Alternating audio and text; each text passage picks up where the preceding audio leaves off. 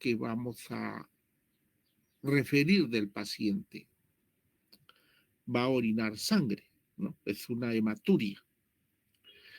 Y como hay una respuesta inflamatoria del glomérulo, entonces va a haber una alteración en la tasa de filtración glomerular, llevándonos a una oliguria progresiva que puede convertirse en una anuria por determinado tiempo que va a depender de la respuesta inflamatoria. Conforme se va a ir resolviendo esta respuesta, es que podría ir mejorando, ¿no? Y llevarlo a un momento de poliuria, ¿no? Va a depender del curso de la enfermedad. Como hay una alteración en cuanto a la permeabilidad, las zonas inflamadas van a aperturar sus poros y entonces va a haber una fuga de proteínas, fundamentalmente albúminas, pero que no es tan severo como el otro cuadro que le llamamos síndrome nefrótico. Entonces hay una proteinuria, como no hay una buena tasa de filtración glomerular, entonces va a retenerse cuerpos nitrogenados, eh, el sodio no tiene una buena capacidad de filtración, entonces vamos a tener también un, un edema, un edema. Y como se activa el sistema renina-angiotensina, entonces también vamos a tener un problema de hipertensión arterial. Entonces, eso es lo que caracteriza a este trastorno. Desde el punto de vista fisiopatológico, pues la respuesta inflamatoria va a generar en primer lugar un daño de la membrana endotelial, ¿no? Donde los poros que miden más o menos 70 micrómetros de diámetro normalmente, va a haber un daño, ¿no? Va a haber un daño, va a haber un aumento de ese diámetro del poro, de la membrana basal, y entonces con facilidad pues van a poder eh, difundirse los glóbulos rojos. Por eso es que hay hematuria en estos pacientes, ¿no?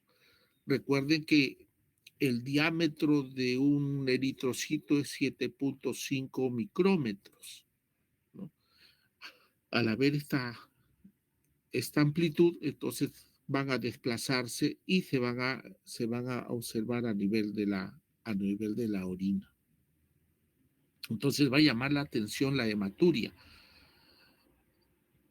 que como no hay una buena filtración glomerular, esa, esa orina que se está filtrando por el sistema de túbulos va a ser una orina muy concentrada. Y al estar muy concentrada la orina, aparte, aparte de la hematuria, se va a observar lo que se llama los cilindros hemáticos. Es decir, que cuando la orina está descendiendo por el sistema tubular, va a servirle como moldes para que los eritrocitos que están muy concentrados vayan formando grumos en forma de tacos y que eso va a ser desprendido en la orina. Y ese es otro criterio cuando investigamos el síndrome nefrítico y que lo consideramos pues como cilindros, hemáticos. En algunas ocasiones también podríamos tener restos restos de células inflamatorias, podríamos tener restos de la membrana, generándonos los cilindros granulosos. Entonces, esa va a ser la característica de la orina de un paciente que tiene un síndrome nefrítico. La hematuria acompañada de cilindros hemáticos y también algunos cilindros de tipo granuloso. Como disminuye la superficie de filtración glomerular porque parte de esta va a estar inflamada, ¿no? Entonces hay una disminución de la tasa de la filtración glomerular, llevándonos pues a una oliguria y una retención de los cuerpos nitrogenados. Los espacios intersticiales de la región glomerular se van a reducir, ¿no? Lo que va a incrementar pues a la disminución de la tasa de filtración, va a haber una retención de sodio y de potasio, lo cual pues va a llevar a un incremento del sistema renina-angiotensina y eso va a generar pues un cuadro de hipertensión arterial. ¿Quiénes van a generar este síndrome nefrítico? En primer lugar, pues están los procesos infecciosos, que nos van a generar la glomerulonefritis. La glomerulonefritis. Algunas bacterias, tipo los estreptococos, hay unas cepas, la cepa número 12, la cepa 20, la cepa 42 de estos estreptococos, que son nefritógenos, pueden estar en la orina y cuando entran al proceso de filtración van a invadir el glomérulo y generar la respuesta inflamatoria. Entonces nos pueden generar directamente, ¿no?, un daño glomerular. En otras ocasiones la infección, que puede ser por otros agentes tipo clamidias, tipo agentes virales, pueden generar algunos anticuerpos que junto con el sistema de complemento van a generar unos inmunocomplejos que se van a almacenar en la membrana glomerular. Entonces, después de 2 a 3 semanas de haber tenido el proceso infeccioso, el paciente empieza a tener las molestias renales. Y a eso se le llama, pues, la glomerulonefritis postinfecciosas. Algunas enfermedades sistémicas que afectan al sistema inmunológico también nos puede generar una respuesta inflamatoria, como por ejemplo la nefropatía asociada a la inmunoglobulina A, la nefropatía mesangial proliferativa, la glomerulonefritis rápidamente progresiva. Entonces, todas estas nos van a llevar a tener ese cortejo sintomático y que nosotros tenemos que identificarlo rápidamente, porque si no le damos el tratamiento correspondiente, estos pacientes pueden conducirse pues a una enfermedad renal crónica. Acá también tenemos un esquema de la fisiopatología que nos va a generar el síndrome nefrítico, ¿no? Un proceso infeccioso. En este caso están tomándolo al estreptococo beta hemolítico, que nos genera infecciones a nivel de la garganta o a nivel de la piel, que son cepas especiales que van a tener ciertas formas de adherencia a nivel del glomérulo. Entonces nos pueden generar también una respuesta de este tipo inflamatorio. Entonces, cuando nosotros tenemos este paciente que nos viene con hematuria, nos viene con edema, nos viene con un grado entre leve a moderado de hipoalbuminemia, con pérdida de proteínas a nivel de la orina, una proteinuria, y viene con hipertensión arterial, a esto le llamamos, pues este es un síndrome nefrítico, hay que buscarle en la anamnesis, hay que buscarle algunos estigmas de alguna infección previa, ¿no? Si es que no refieren porque tal vez fue intrascendente, no lo tomaron en cuenta, ¿no? Muchas padecemos infecciones triviales que dejamos que se autolimite nada más.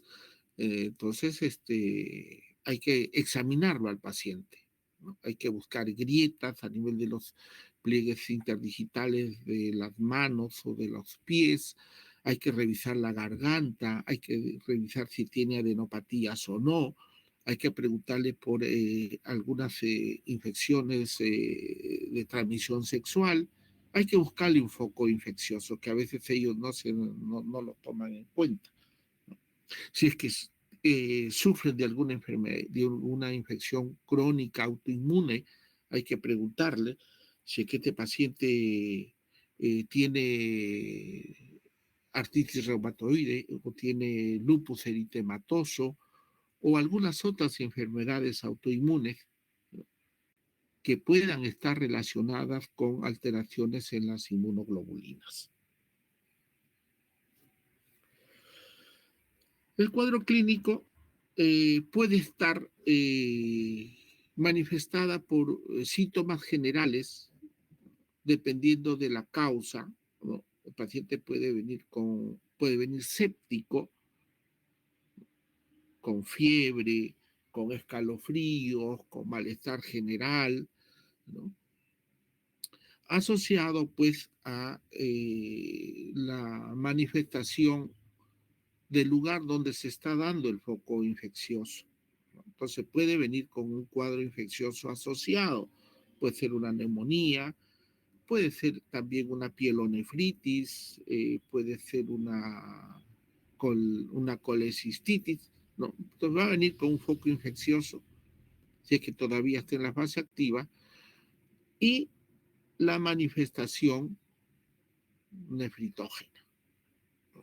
Entonces va a llamar la atención y el paciente de repente es obligado a venir a la consulta por la orina, una orina rojiza, ¿no? Que le va a llamar la atención, ¿no? Empieza a orinar poco, empieza a tener hinchazón, fundamentalmente en las partes declives, vamos a tener a nivel maleolar, a nivel de los párpados, entonces a veces eso le hace venir al paciente a la consulta, ¿no? En cuanto a la hematuria, no sé si está Corrales por ahí. Corrales, ¿estás?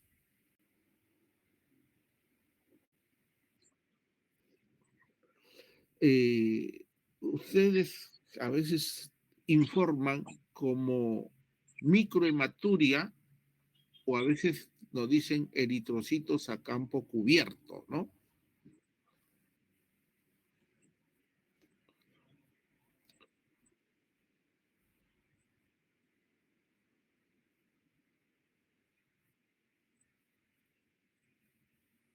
Mm, campo cubierto, ¿no? Claro, claro, claro. Eh, claro. Ujú. Normalmente no debe haber eritrocitos, ¿verdad? En la orina no debe haber, ¿no? Pero por ahí de repente una que otra, pero no más de 5, ¿no? Entonces, si es que en la orina en el recuento que ellos hacen, aumentan más de 5 eritrocitos, pues entonces ellos ya te van a, te van a dar la alarma, ¿no es cierto? Y que pueden decirte, te pueden hacer conteo, ¿no? Hay 50, 40 hematíes, pero cuando ya es abundante le ponen a campo cubierto.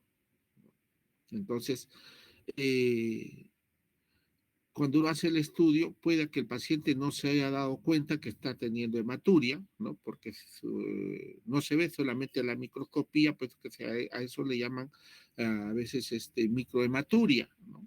Porque no se observa, ¿no? Pero que en el conteo que hacen en el laboratorio te van a dar, ¿no? Ya sea el número o te dicen a campo cubierto.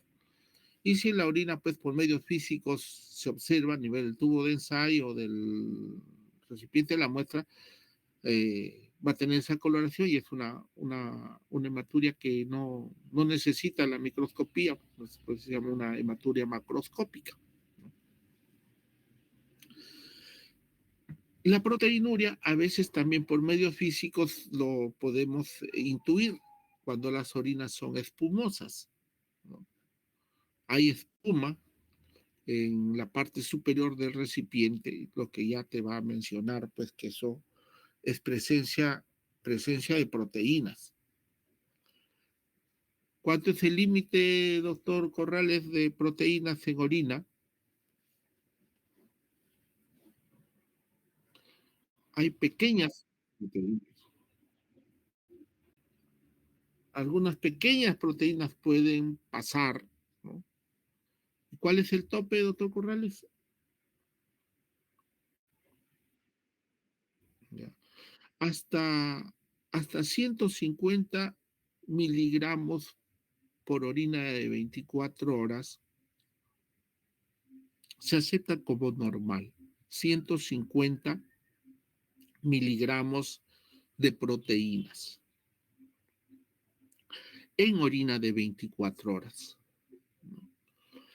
Eh, o no más de 30 miligramos de albúminas. Por eso que cuando nosotros hacemos estudio del glomérulo, podríamos pedirle proteinuria o también podemos pedirle albuminuria. Las albúminas no deben pasar de 30 miligramos.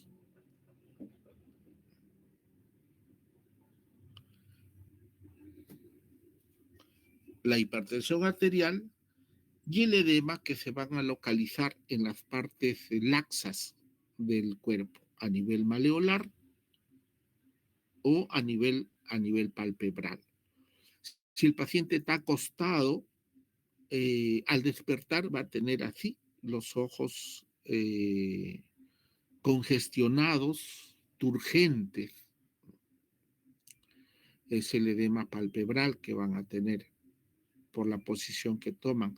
Pero cuando el paciente ya despierta y está caminando, ese edema se va a ir desplazando y se va a ir localizando a nivel maleolar. Entonces va a depender, ¿no? Va a depender de las horas en las cuales tú estés evaluando al paciente. La oliguria, que ya sabemos nosotros que el tope pues, de una orina de 24 horas es de 500 miligramos, ¿no? 450 miligramos eh, para abajo hablamos de una oliguria, ¿no? Entonces estos pacientes van a tener una orina que progresivamente va a ir disminuyendo conforme se va a ir instalando el proceso inflamatorio glomerular. Entonces el volumen urinario en 24 horas va a ir descendiendo, que puede llegar a momentos de anuria. Y eso incrementa la severidad del edema y de la presión arterial.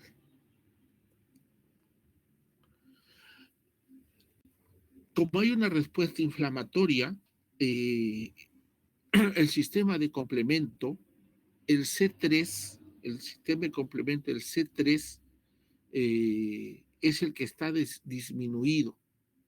Los elementos celulares de la respuesta inflamatoria, para que anclen, para que se fijen en la membrana glomerular, necesitan del C3. Entonces, el C3 va a estar consumido. Doctor Corrales, usted ha utilizado el término de la opsonización.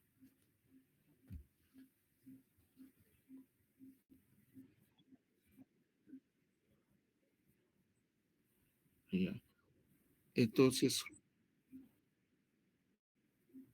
así es. El sistema de complemento tiene una fase clásica y la otra complementaria, donde el C3 participa en la opsonización, es decir, que va a darle luz a los fagocitos en general para que atrapen al germen. Es decir, que lo embadurna a la bacteria, a la agente infecciosa, para que los leucocitos lo identifiquen y lo destruyan. Entonces, como hay una respuesta inflamatoria infecciosa a nivel de la membrana glomerular, el C3 va a estar consumido.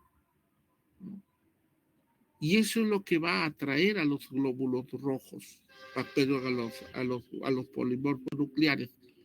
Lo va a atraer y lo va a hacer que se concentren a nivel de la membrana glomerular, a veces formando unas semilunas, conglomerados de leucocitos, debido a que el germen que se está focalizando en ese punto, en el periodo de invasión celular bacteriana, va a hacer de que en esa zona se concentren los leucocitos en forma de semilunas. Y hay consumo del C3. En cambio, C4, C5, esos están normales.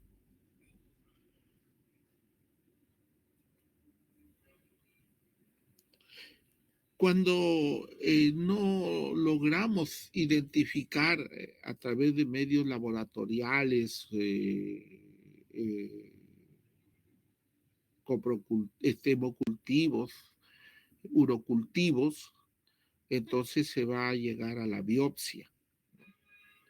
Entonces en la biopsia se va a ver pues algunos hallazgos. Y acá les cogido una lámina donde estamos viendo el glomérulo totalmente inflamado, ¿no? Está inflamado, hay una invasión de polimorfonucleares, ¿no? Por eso que se nota una hipercelularidad, y en los márgenes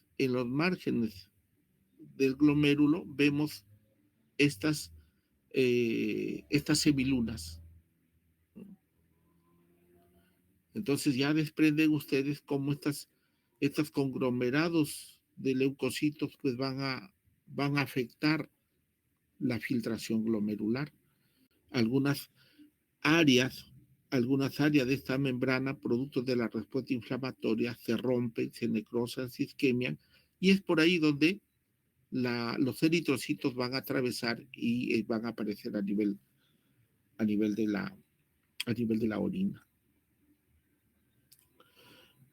La más frecuente de los síndromes nefríticos son las glomerulonefritis postestreptocócicas, pero también hay algunas que pueden resultar de una activación de nuestro sistema inmunológico, de nuestras inmunoglobulinas. Y ahí tenemos nosotros a la nefropatía por inmunoglobulina A, que afecta la parte del mesangio, del intersticio glomerular. Algunas enfermedades autoinmunes, como el lupus eritematoso sistémico, también va a activar el sistema inmunológico, va a haber inmunoglobulinas que van a generar inmunocomplejos y engrosamiento de esta membrana glomerular.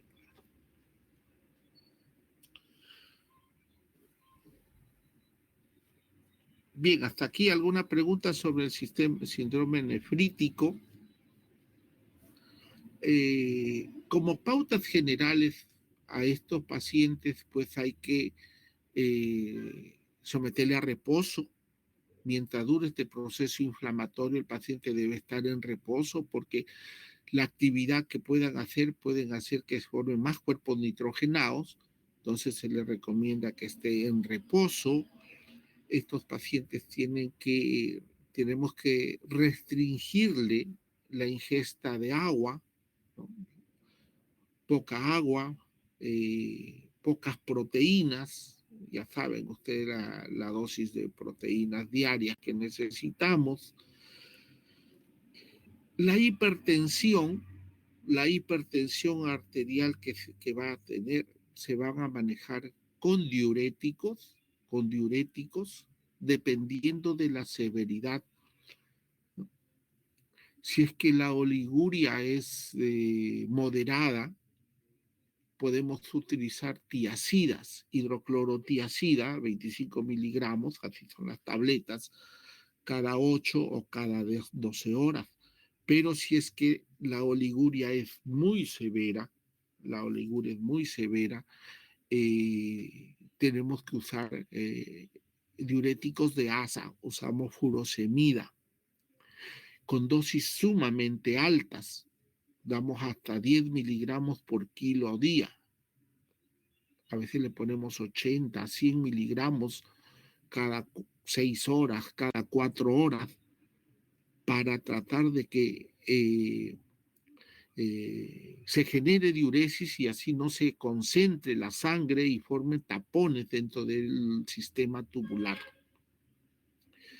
Cuando son inflamaciones de tipo autoinmune, le vamos a hacer corticoterapia. Hay que darle corticoides, ¿no? Prednisona, a la dosis que ya seguramente les han enseñado, ¿no? Por el tiempo que dure pues este proceso. Mayormente es entre 2 a 3 semanas que dura el proceso de la inflamación y luego el paciente va recuperándose y entonces empezamos también a disminuir la dosis. No utilizamos AINES,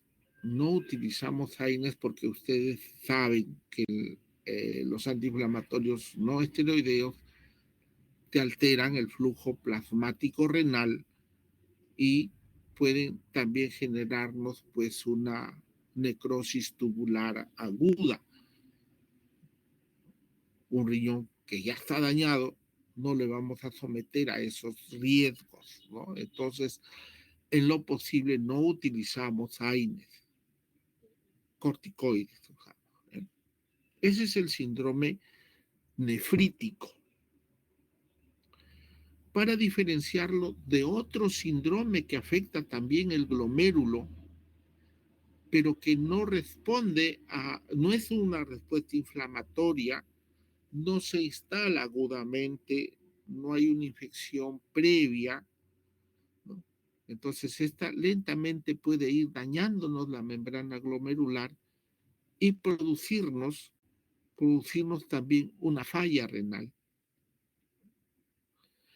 El síndrome nefrítico sí nos permite darle tratamiento y resolver a plenitud el síndrome nefrítico, lo resolvemos, ¿no?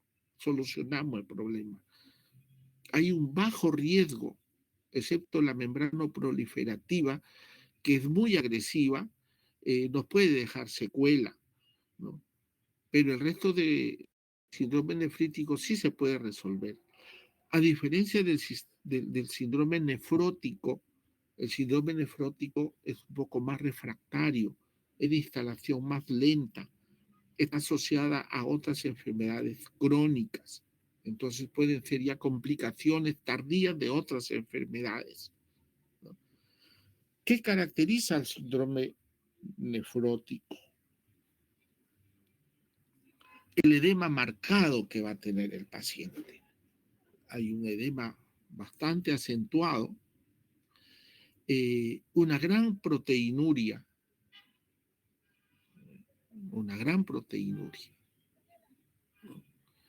que pasa los 3.5 proteínas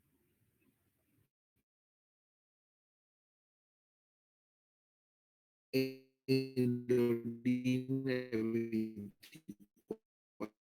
va a perder muchas de las albúminas, porque las albúminas son las proteínas más pequeñas que tenemos. Entonces, estas sí van a pasar con facilidad ese glomérulo dañado y el paciente va a tener una hipoalbuminemia. Una hipoalbuminemia. Eh, Como ustedes saben, la albúmina a nivel del líquido intravascular sirve para retener el agua, ¿no? Contrarresta la presión hidrostática. Entonces, como tenemos hipoalbuminemia, entonces la agua que está en el componente vascular va a ser desplazado al intersticio. Por eso estos pacientes hacen edema muy marcado.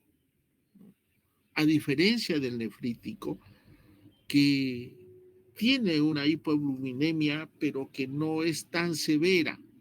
Puede llegar entre 500 a gramo y medio de pérdidas de proteínas, ¿no? Pero en el síndrome nefrótico sí va a haber pues un edema muy, muy acentuado en estos pacientes.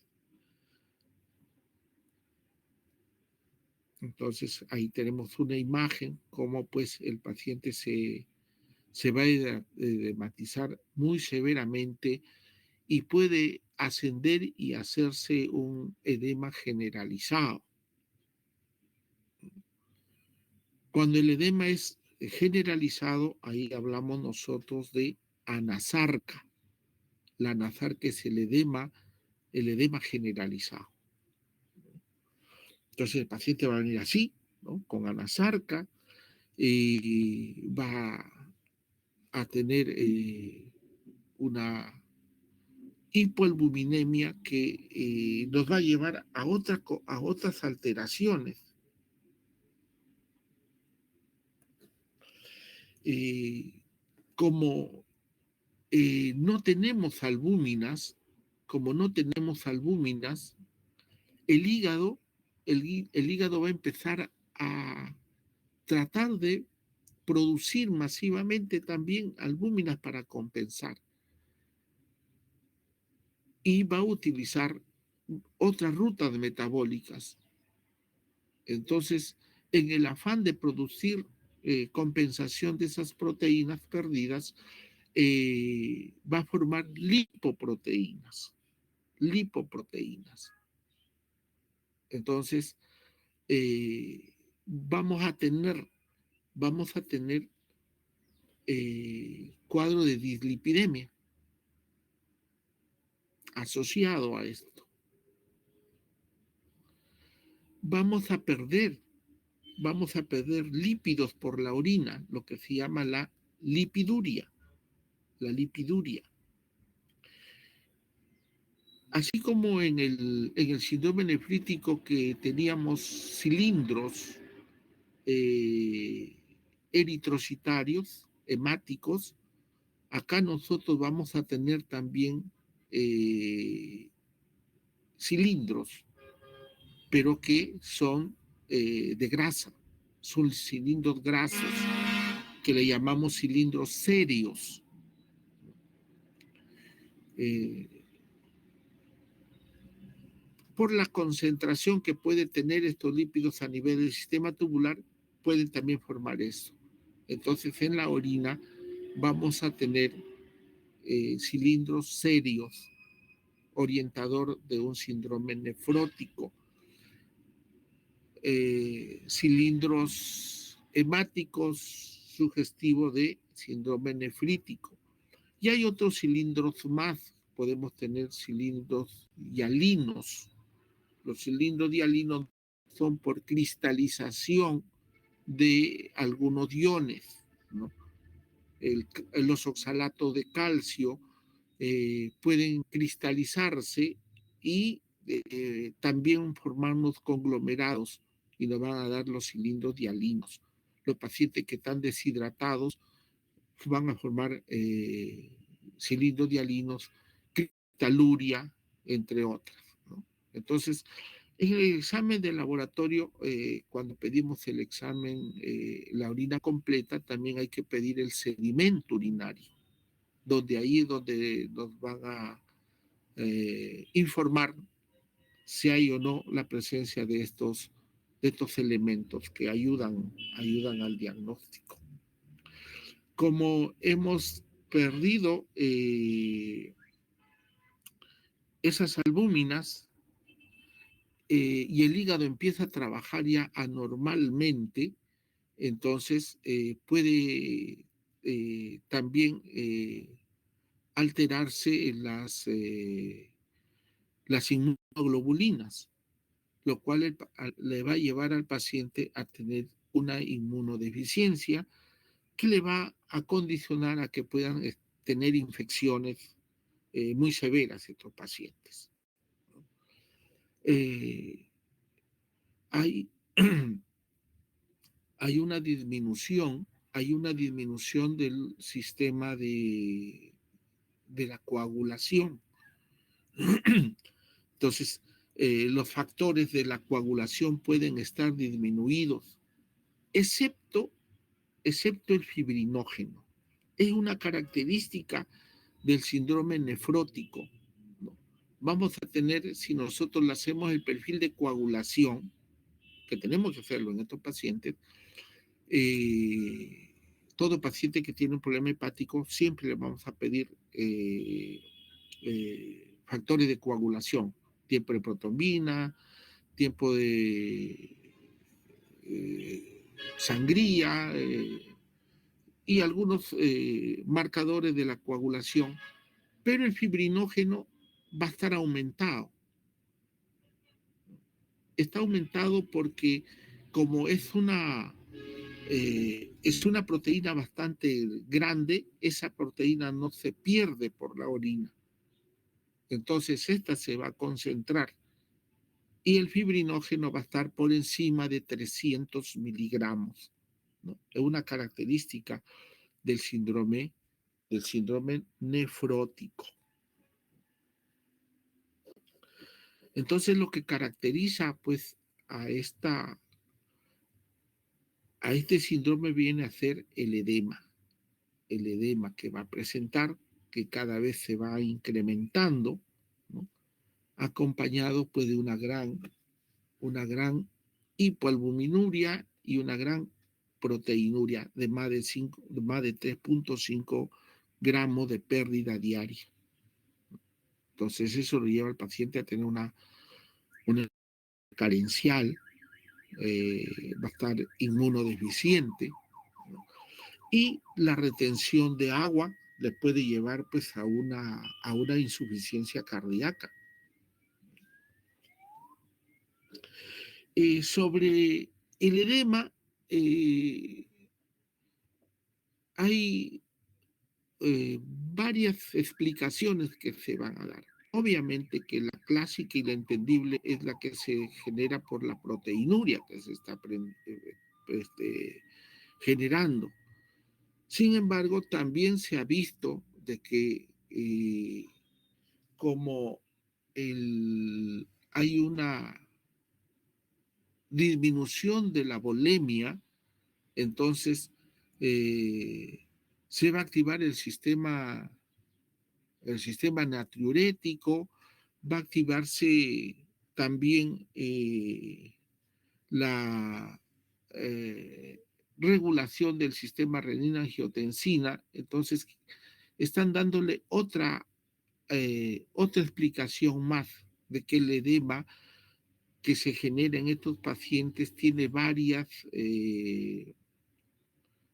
patogenias, ¿no? Uno por la hipoalbuminemia, otro por la activación o la participación del péptido natriurético y también la inhibición del sistema renina-angiotensina, ¿no? Entonces, porque el edema es muy severo en estos pacientes. Entonces, en el cuadro clínico vamos a tener un paciente muy edematizado, ¿no? Un paciente muy edematizado, ¿no? Eh, van a, vamos a observarlo, pues, el edema, dependiendo de la intensidad, ¿no? Puede ser hasta las rodillas, puede ser hasta el abdomen, hasta generándonos ascitis, o puede ser generalizado, lo que llamamos pues una anasarca. Y semiológicamente hay algunas diferencias con el edema del síndrome nefrítico. Dice que el edema del síndrome nefrítico no deja fovea, o la fovea es muy discreta, ¿no? Es caliente, ¿no? A diferencia del edema del nefrótico, que es bastante acentuado, deja una gran fovea y es frío. Entonces, cuando uno hace el estudio del edema, vamos a tener diferencias entre lo que es nefrítico y lo que es nefrótico. Como los intestinos están también llenos de agua, ¿no? Estos pacientes van a tener anorexia, van a tener vómitos, van a tener cólicos, dolores abdominales, y dependiendo del grado de retención de líquido, estos pacientes podrían hacer hipertensiones, pero no tan severas como en el nefrítico.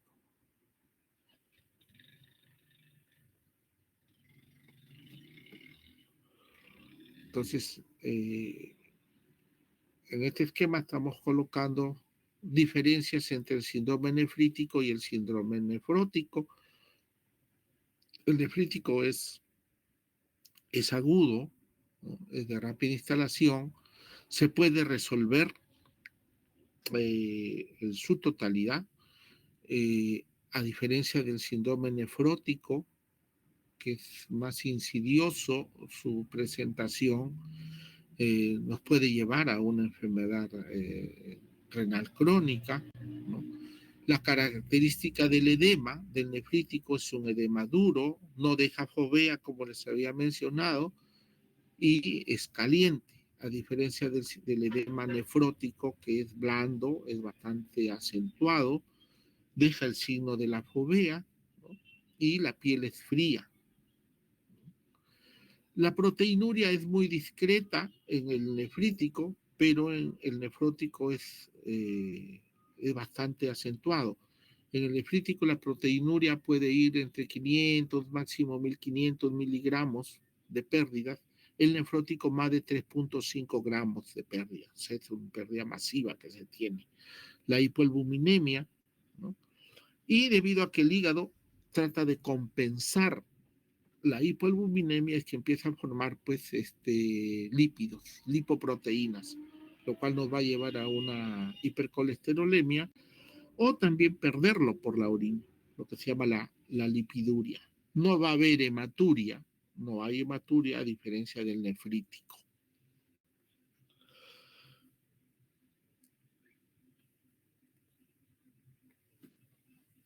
Muy bien, esto es lo que podríamos haber conversado hoy día. Hemos tratado de resumir debido a que hemos tenido esta falla y algunos otros aspectos pues que están en las diapositivas que los voy a pasar más luego. Si hubiera alguna pregunta, estimados.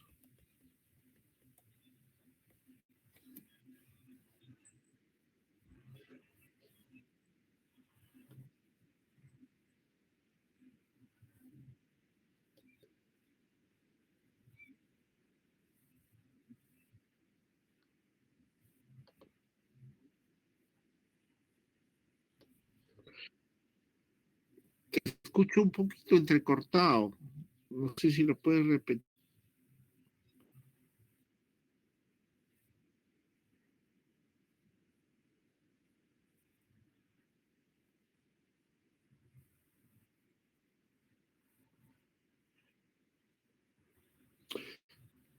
Sí, clínicamente. Y que te digo, como experiencia, yo estoy haciendo mi servicio rural por la parte de, de la sierra, bastante alejada, ¿no?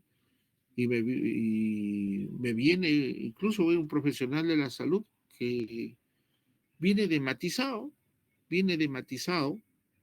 Le digo, pero tú estás hinchado, le digo, ¿qué te ha pasado? No, no estaba así. Y no sé, doctor, me dice, pero de un momento a otro mis ojos están, y venía con los ojos bastante congestionados. Y le dije, este es un síndrome nefrítico. A ver, le reviso la garganta y tenía unas amígdalas sumamente hipertróficas, pultáceas con secreciones todavía. Y lo manejamos con megacilina. En ese tiempo teníamos megacilina en inyectables y con eso lo manejamos. Eh, sí se puede diferenciar clínicamente, pues un paciente que te viene dematizado o es un nefrótico o es un nefrítico. Obviamente, si es que no tenemos pues un paciente que sea cardiópata, que no sea pues un desnutrido, ¿no? Que ya la etiología lo podemos sacar. Un paciente que no tiene esas condiciones de riesgo, que te venga pues con edema, hay que preguntarle cómo está la orina, ¿cierto?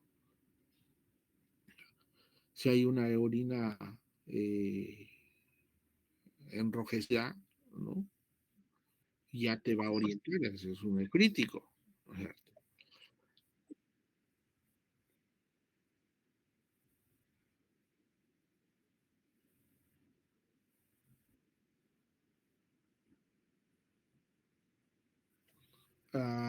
Muy relativo para decir, pero cuando el riñón ya empieza a generarte daño es más de 30 miligramos de albuminas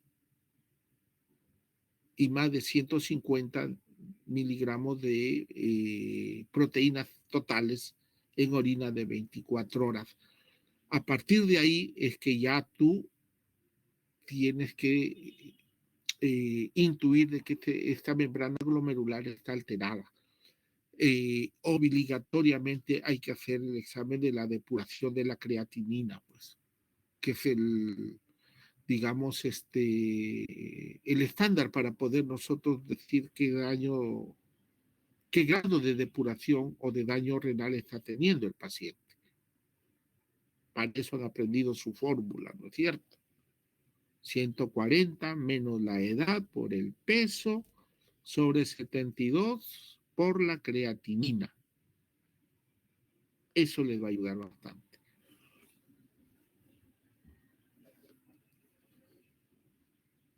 ¿Alguna otra pregunta?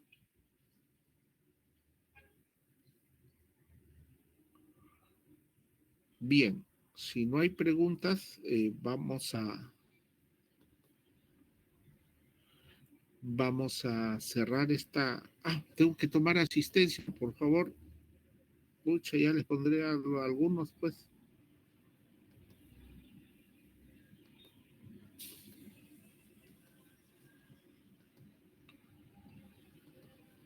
Espero que se haya estado grabando. Sí, se ha estado grabando. Bien, amigos, entonces cerramos acá esta conversación y el segundo tema que vamos a conversar, que va a ser algunas generalidades, probablemente lo vamos a hacer a las 11:30. He conversado con la delegada. 11:30 nos conectamos para la parte de lo que es práctica médica.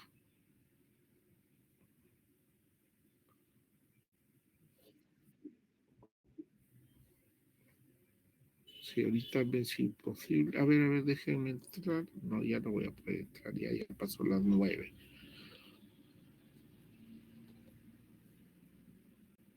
A ver los que están, por favor, antes que se vayan, para ponerles en la asistencia. Acuña, Presente, buenos días. Aguilar,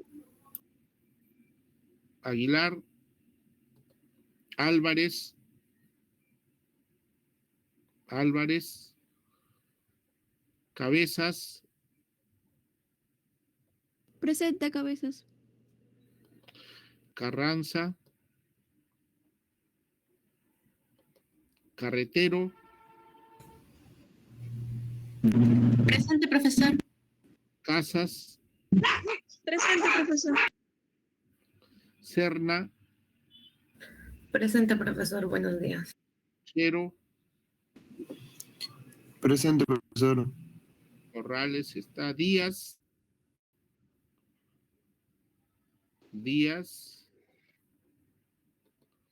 Espinosa, Presente.